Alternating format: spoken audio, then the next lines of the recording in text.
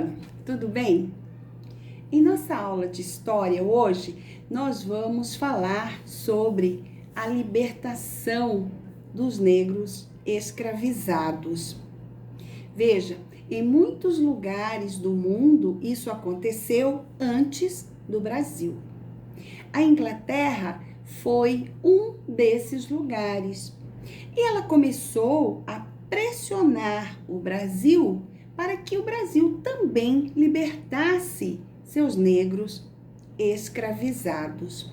E isso aconteceu em 13 de maio de 1888, quando a princesa Isabel assina a Lei Áurea. Mas isso não aconteceu tão rapidamente assim, não. Houve todo um processo até chegarmos à Lei Áurea.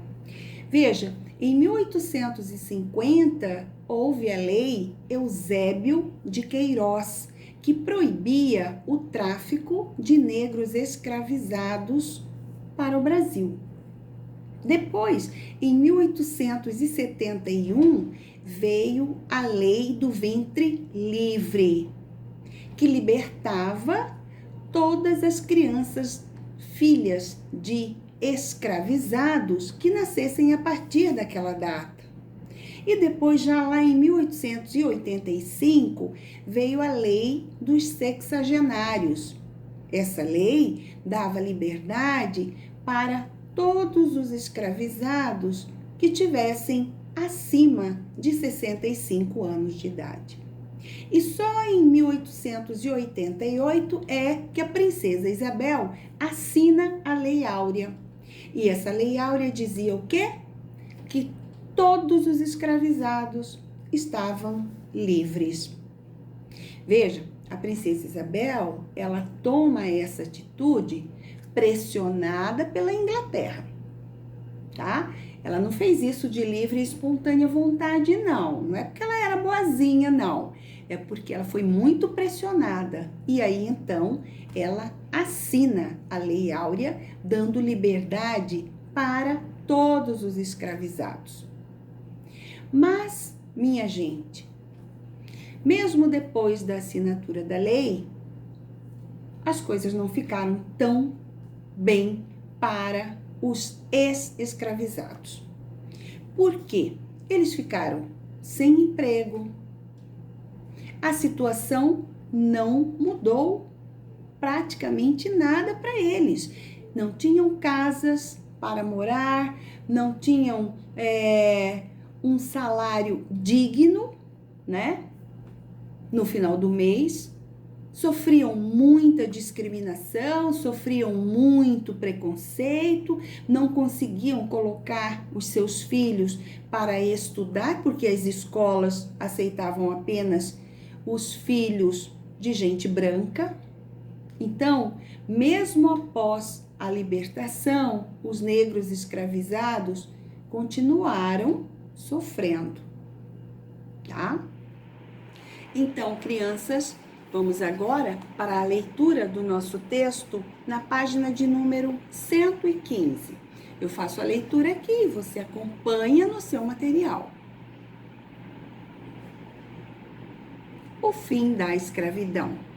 Entre os séculos 16 e 19, a maior parte do trabalho no Brasil foi realizada por mão de obra escravizada. No entanto, na segunda metade do século XIX, esse sistema se tornou menos vantajoso para a nova economia que se instalava no Brasil.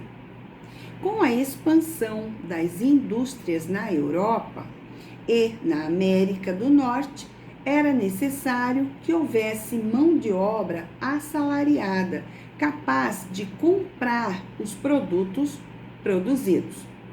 Alguns fazendeiros do Nordeste e do Vale do Paraíba, que ainda dependiam da mão de obra escravizada, insistiam para que ela fosse mantida.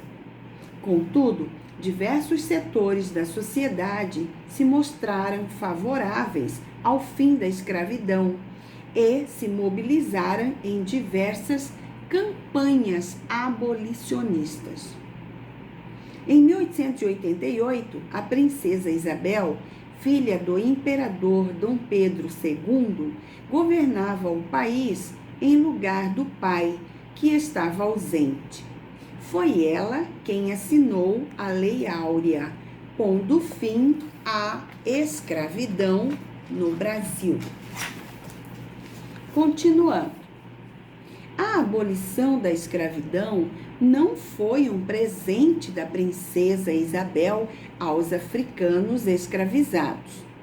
A liberdade só foi concedida depois de muita pressão da Inglaterra ao governo brasileiro, incluindo o não reconhecimento da independência do Brasil, caso não acabasse com a escravidão.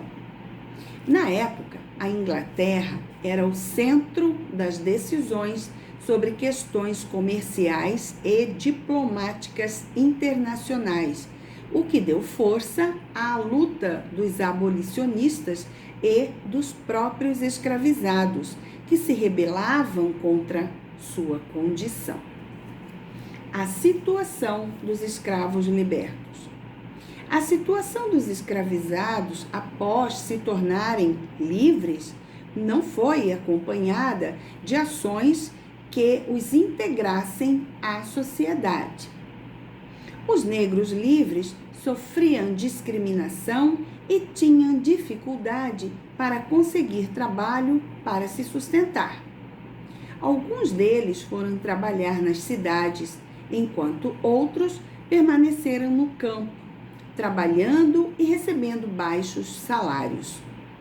Outros, ainda, juntaram-se às populações dos quilombos, que existiam desde a época dos engenhos de açúcar. Contudo, muitos não encontraram trabalho e moradia e passaram a viver em condições precárias, ou seja, em condições miseráveis, né? Na página seguinte, temos já a primeira atividade.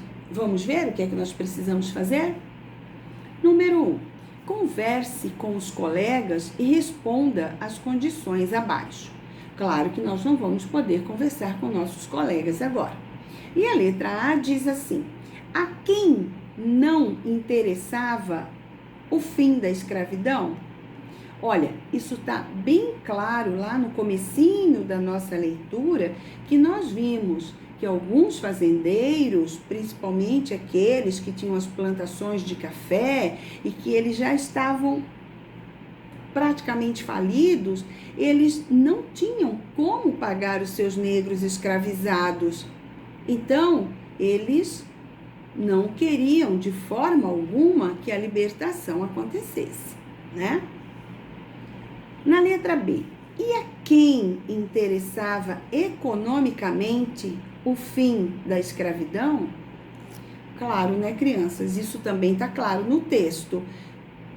Aos comerciantes, aos industriais, eles precisavam de consumidores, né, de gente comprando seus produtos para que o seu comércio pudesse se expandir.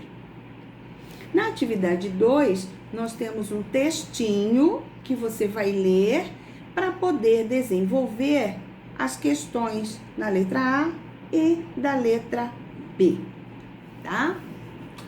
Façam com capricho, com uma letra boa e bom estudo para vocês.